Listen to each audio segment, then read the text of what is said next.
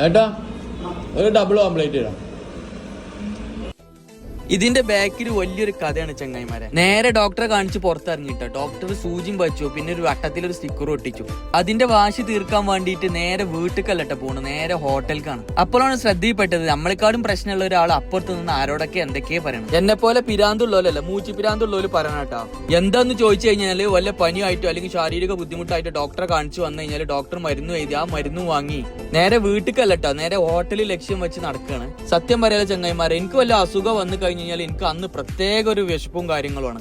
അന്ന് പൈസ ഇല്ലെങ്കിലും കടം വാങ്ങിയിട്ടെങ്കിലും ആസ്വദിച്ച് തിന്നണം, എന്നാലേ എന്റെ അസുഖം മാറുള്ളൂ കേട്ടോ. അങ്ങനെ മല്ലു ഹോട്ടൽ ഹൗസ്ഫുൾ ആട്ടോ. അപ്പൊ അങ്ങനെ നോക്കുമ്പോൾ നമ്മൾ അണ്ണൂന്റെ ഹോട്ടലുണ്ട്, നമ്മൾ മുന്നേ കഴിച്ചതാണ്, നല്ല ടേസ്റ്റും കാര്യങ്ങളൊക്കെ ആയിട്ടുണ്ട്. അപ്പൊ നമ്മൾ അണ്ണൂനെ നോക്കുമ്പോൾ അണ്ണൂന് ക്യാഷ് കൗണ്ടർ തന്നെ ഉണ്ട് കേട്ടോ. അപ്പൊ ഇങ്ങനെ നേരെ അണ്ണൂന്റെ ഹോട്ടലിക്ക് അങ്ങനെ അണ്ണൂനോട് നെയ്റോസ്റ്റ് ഓർഡർ ചെയ്തു. ടേസ്റ്റിന്റെ കാര്യത്തിൽ തമിഴ് ഫുഡിന് വെല്ലാനും ഏതുമില്ലല്ലോ. അതിന്റെ ഒപ്പം ചട്ടിനി, നെയ്റോസ്റ്റ്, ചായ. നെയ്റോസ്റ്റ് ആ സാമ്പാറും കൂട്ടി ഒരു പിടുത്തം. സാമ്പാർ കണ്ടുപിടിച്ചത് തന്നെ അണ്ണന്മാരാണ്. നെയ്റോസ്റ്റുമ്പോ ഒതുങ്ങിയില്ലട്ടാ, ഡബിൾ ഓംപ്ലേറ്റ് ഒന്നും കൂടി ഓർഡർ ചെയ്തു. ആ ചായ ഇരിക്കേണ്ട ഇരിപ്പ് നോക്ക്. അണ്ണു നമുക്ക് ഡബിൾ ഓംപ്ലേറ്റ് കൊടുന്നു തന്നു കേട്ടോ. പിന്നെ ഓംപ്ലേറ്റും നമ്മൾ ക്യൂട്ട്നെസ് വിതറി. അണ്ണുവിനോട് പറഞ്ഞു ഇത്തിരി ചട്ടിനി ഇത്തിരി സാമ്പാറും. ഇങ്ങനെ ആരും കഴിച്ചിട്ടുണ്ടാവില്ല കേട്ടോ. ഓംപ്ലേറ്റും ചട്ടിനി സാമ്പാറും ഒരു കൂട്ടി പിടിച്ചിട്ട് ഒരു പിടുത്തം. എന്റെ മോനെ, ആ ടേസ്റ്റ് നിങ്ങൾ അനുഭവിച്ച് തന്നെ അറിയണം കേട്ടോ. അതിന്റെ ഒപ്പം ഒരു വടയും കൂടിയും കൂട്ടി പിടിച്ചു. അൽഹംദുലില്ലാ, അങ്ങനെ പ്ലേറ്റ് കാലിയാക്കിയിട്ടാ. അതൊക്കെ കഴിച്ച പാടിന്റെ അസുഖം മാറി എന്നൊരു തോന്നല്. അങ്ങനെ അണ്ണൂന് ക്യാഷും കൊടുത്ത് പിന്നെ കാണാൻ നടക്കണേ ആ സ്ഥലം വിട്ടു.